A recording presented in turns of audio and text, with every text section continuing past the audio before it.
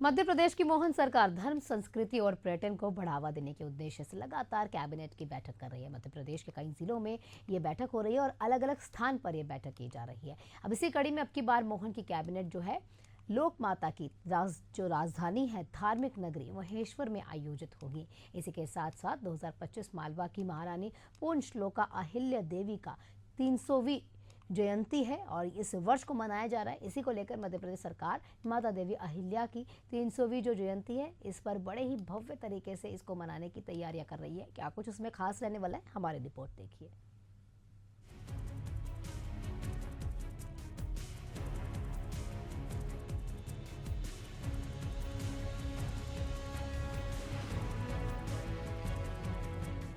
मध्य प्रदेश सरकार की कैबिनेट बैठक होलकर राजवंश की महारानी लोकमाता अहिल्याबाई को श्रद्धांजलि देने के लिए 24 जनवरी को खरगोन जिले के महेश्वर में होगी।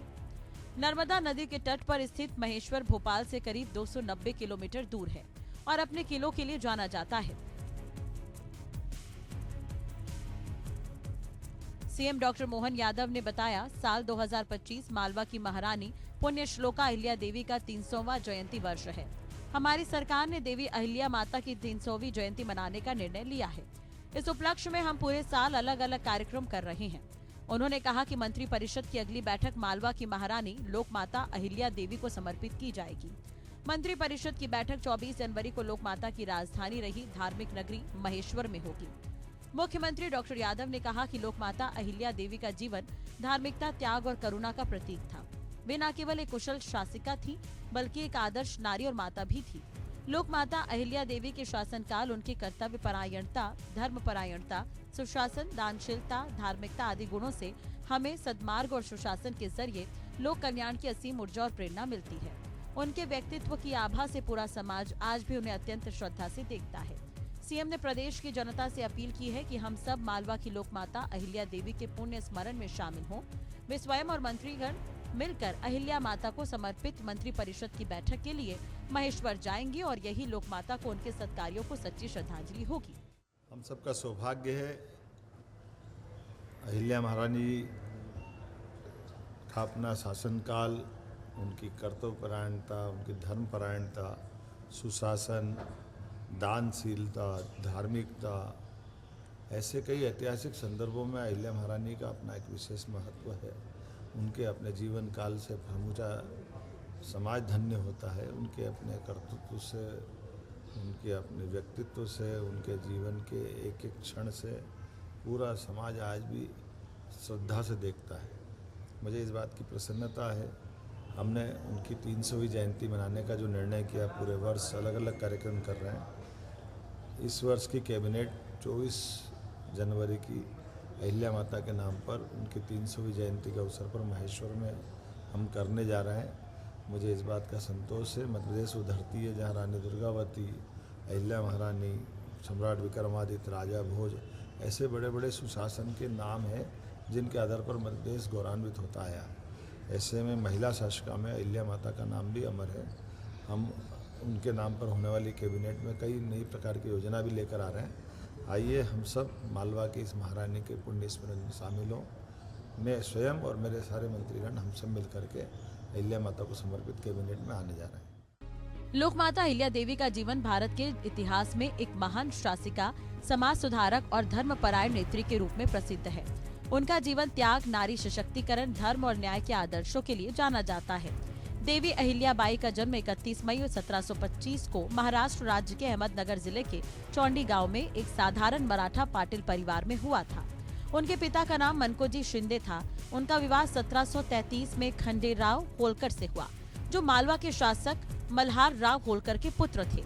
वर्ष 1754 में खंडेराव होलकर की मृत्यु के बाद अहिल्याबाई ने अपने जीवन को राज्य और प्रजा की सेवा के लिए समर्पित कर दिया। मल्हार राव होलकर की मृत्यु 1766 के बाद अहिल्याबाई ने इंदौर की गद्दी संभाली। उनका शासनकाल 1767-1795 न्यायप्रियता, कुशल प्रशासन और समाज कल्याण के लिए जाना जाता है। देवी अहिल्याबाई ने महिलाओं की स्थिति सुधारने के लिए काम किया। उन्होंने शिक्षा और धर्म के माध्यम से समाज में एकता और सामंजस्य बढ़ाया। देवी अहिल्याबाई ने कुशल प्रशासन से अपने राज्य को एक सुव्यवस्थित और समृद्ध क्षेत्र बनाया था। सरकार में राज्य मंत्री प्रतिमा बागरी ने कहा कि देखिए सरकार केंद्र की हो या मध्य प्रदेश की हो, नारी सशक्तिकरण का हमेशा विवरण रहता है। और ऐसे उदाहरण हमारे मध्य प्रदेश में हैं, जिनको हम लोग माता के नाम से जानते हैं।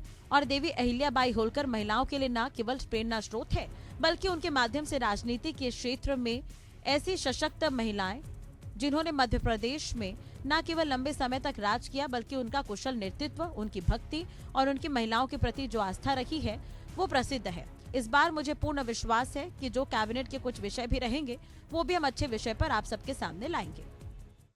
देखिए, सरकार जो चाहे हमारे केंद्र की हो चाहे मध्य प्रदेश की हो, नारी सशक्तिकरण का हमेशा विवरण रहता है।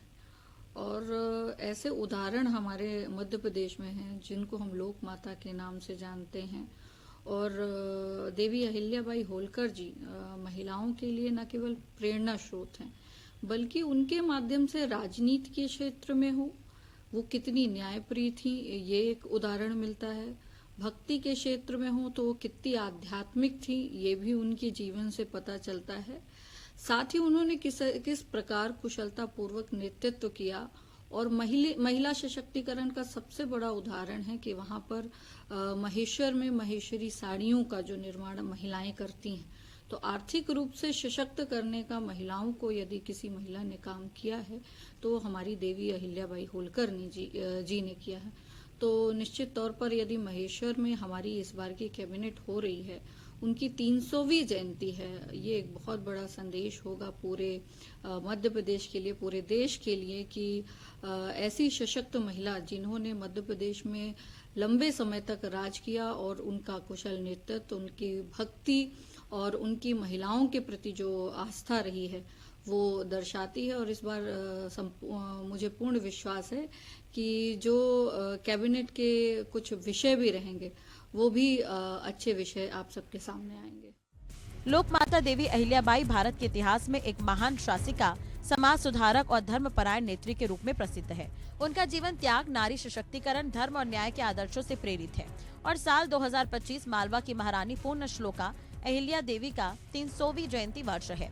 मध्य प्रदेश सरकार माता देवी अहिल्या की 300वीं जयंती मना रही है और इसी उपलक्ष्य में पूरे साल अलग अलग कार्यक्रम का स्थान पर किए जाने की योजना सरकार की है।